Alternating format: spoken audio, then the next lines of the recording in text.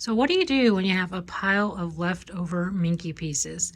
So out of all the projects we've been doing for this season, we have all these leftover pieces. So we want to take these pieces and just kind of make a Scrappy Minky Quilt. So if you have tons of pieces like this, you can do the same thing. Check it out. So the first thing you want to do is you want to grab the Minky that you have. You'll notice that if you keep kind of random scraps, they're going to be possibly in different sizes, like how this is big. This is a little bit smaller. So you want to find out what your biggest, smallest piece is, basically, lengthwise, so that way you know what size strip you can cut out of that color. So like for instance, this one's about 7 inches wide. So I'm going to go ahead and just make them all 7-inch strips that I have available in these pieces. And then we'll go from there on the other colors. So a quick tip that we like to do when we're here in the store, when we're cutting Minky, because everybody knows Minky can be a little messy. And a lot of people don't want to mess with it because it is messy. If you actually have a little vacuum like this, something similar to this, a little hand vac, and you vacuum up as you go, the side pieces, you'll actually see that it doesn't make it as messy and it helps out. So for instance,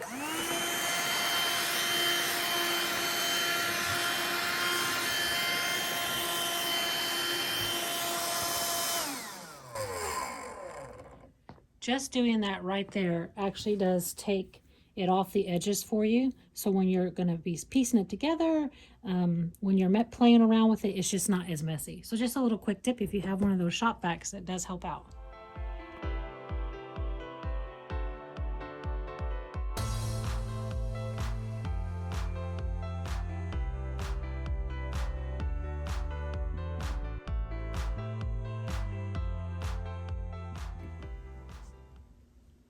All right, now that we've got all of our strips cut, you want to go in there and double check the size of the strip to make the length mainly.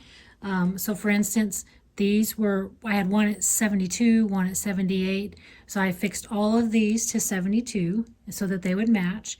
And then some of these were different sizes also, even though they're 5.5-inch strips, they were different lengths. So I fixed them to right about 60 inches, some are at 48, and I'm going to stitch these together, piece them together kind of like random colors, and then that'll go in the middle. So I'm really trying to use all my leftover Minky that I have to the best of the ability that I can. So this is going to be kind of the layout of the quilt. So now I'm going to go over to the sewing machine, have my walking foot on, and I'm going to stitch, piece these together. All right, as you can see that we put the walking foot on the sewing machine. So if you have one for your sewing machine, it'll make it a lot easier when you're actually piecing the Minky together. It will push through.